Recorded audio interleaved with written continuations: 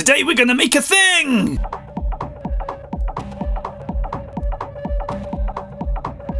Hi, I'm Andrew Armstrong and welcome to the Back Office Teardown Lab. You might notice some objects here. You'll notice Stuart Ashen's WrestleFest jammer board, his SuperGun, there's some WrestleFest on the TV, and the Magic GBS adjuster board box project we made here.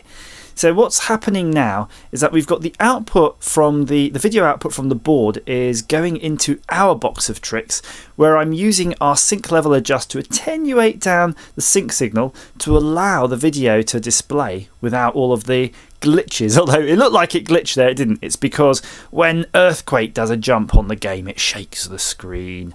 And what we're going to do is we're going to now permanently modify Stuart Ashen's SuperGun by making it more intelligent using one teeny tiny piece of variaboard. Focus, there we go. And you can see I've actually already scalloped the edges of this variaboard, even though I don't know how big this circuit or device is going to be. Whatever we build though has to fit on this precise size of board, because I say I've already done the edges.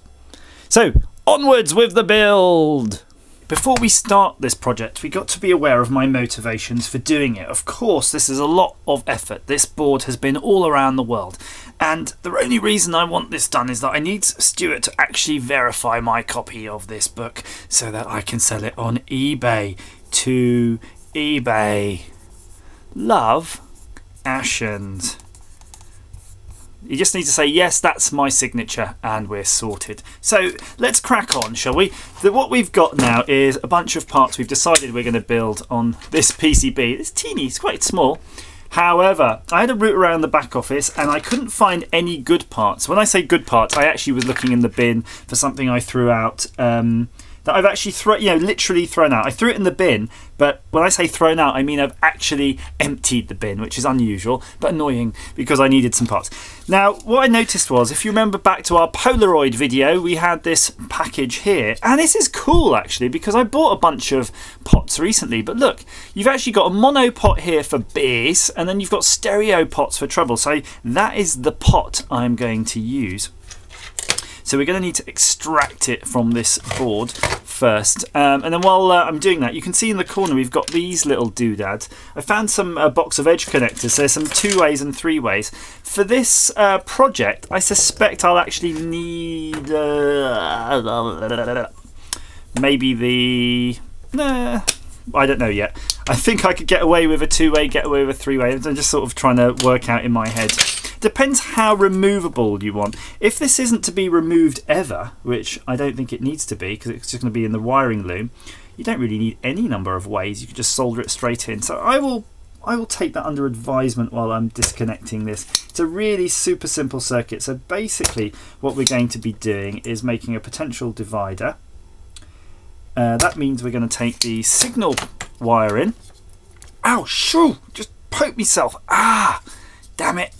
Don't do that, by the way. Look, this is now literally blood, sweat and tears. If I can just push a tear out.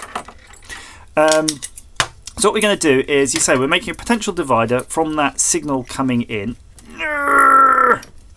And we're going to basically twiddle with our knob till something happens. That's bloody tight, isn't it? You're just going to undo this. So if you're making one at home, you've got all sorts of options for this. I was actually kind of going to do some fixed values. You know, I was going to put like maybe 150 ohm, a 300 ohm, a 600 ohm and a 1k or something. But when I looked at my box of parts, I really didn't have that many fixed values. I looked at my book of surface mount stuff and that was annoyingly glib as well. So I'm just going to wiggle out this part here. You can see how much care I'm taking. That's why I bloody get injured, isn't it? So if you've got parts like this though, you can salvage them. You don't have to go out and buy a Polaroid speaker to get the part you need. So this is kind of cool because really, if we wanted to, you could mount this on your SuperGun by drilling a hole and poking it through and actually just have a sync level adjuster. And it's not too different really than our box of tricks that we made. I mean, this is basically the same circuit now that I'm thinking about it. So all we really need to do is just hook this up, and you know on your pot you've got 3 legs. So what you're going to have is your sink in will be this one, and your ground, sorry, I'm just sort of confused here. You want to go between your signal and your ground basically, and then you'll connect your output that goes into your GBS to probably the center wiper, and then that's going to be your variable resistor. And if you really want to know what that looks like, it looks like something like this. So you've got your 3 legs, right?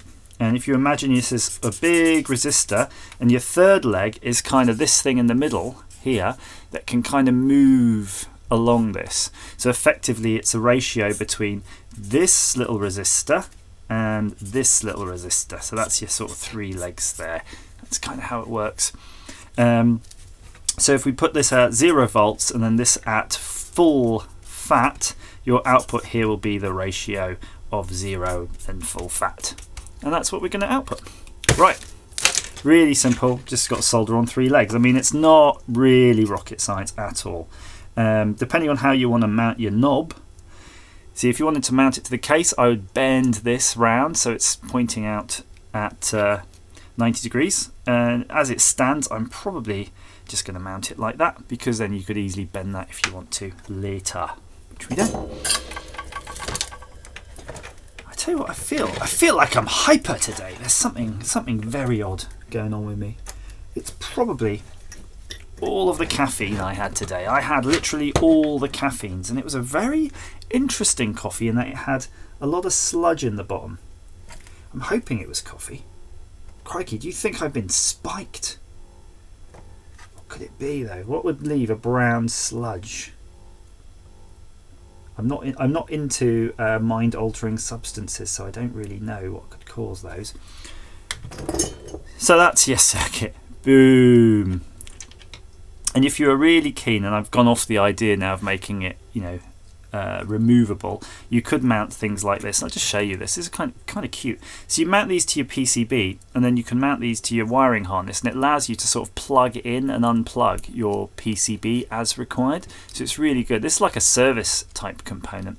But I think what we'll do is we're going to drag on the SuperGun, and we're just going to make the mods into the SuperGun and plop this straight in. I'm actually standing behind the SuperGun, so you can see the lid is to me, which is making it a little bit awkward. I've got to sort of reach around like, you know, that scene in Ghost. Actually, I don't even know if that was in Ghost, that tune. I think it was anyway. So those are our 2 wires. One is the sink. Oops. Hello.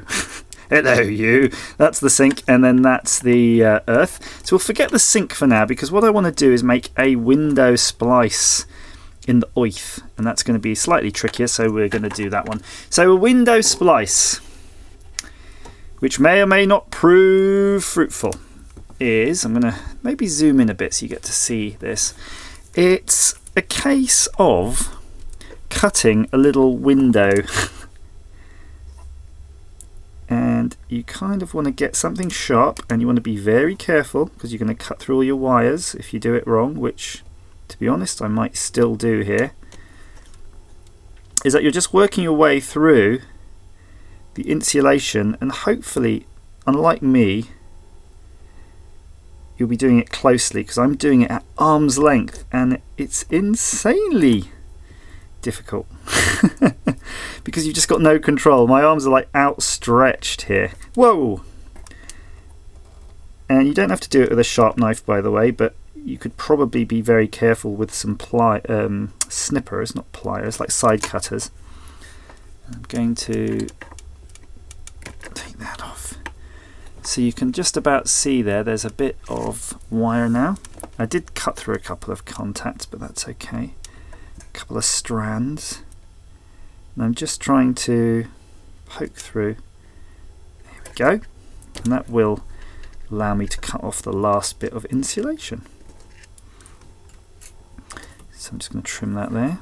I say last bit of insulation. Last bit of insulation, about 10 bloody strands of wire. So it's pretty thin at this point, but there it is.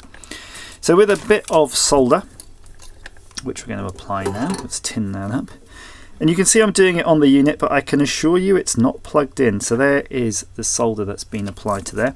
And I'm going to get our PCB and we're going to decide which end will be the oith. And I think this side should do nicely. So we're going to just put in that. I'm going to just go somewhere in the middle.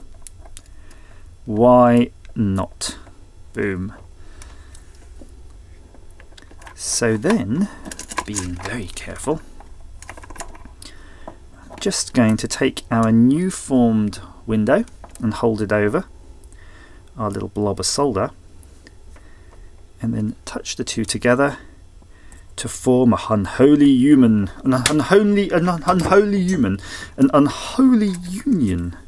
of man and machine. That's pretty cool. So we've got this one though, which we don't want to do a window splice because we actually need to cut this in two. But it's kind of handy because we can like string it along. We can see exactly where we want to go with it.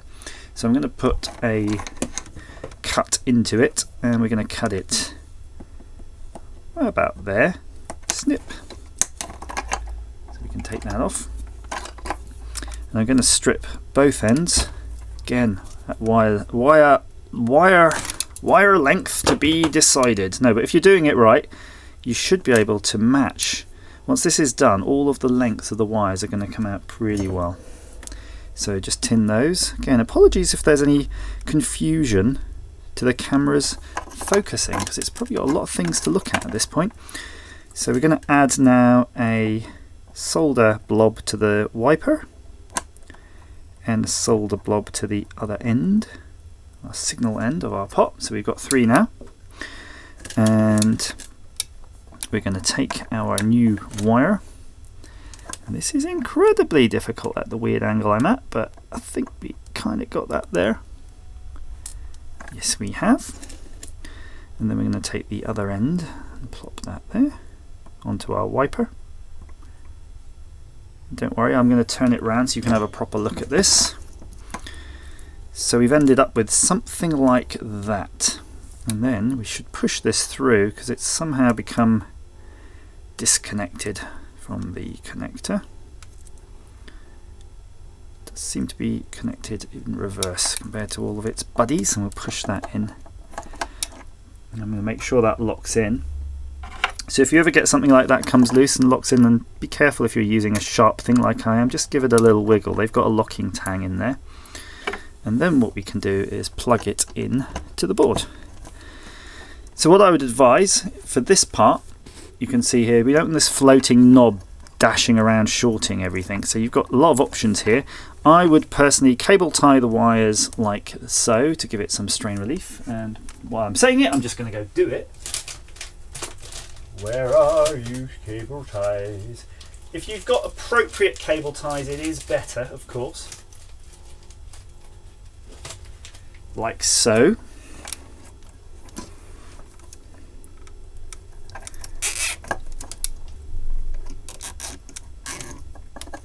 One like that.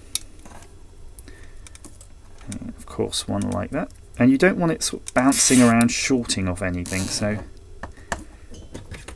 depending on how you've done it, you've probably got some mounting options here. So actually, interestingly enough, I don't think this is going to really short off anything, so I'm just going to leave it floating.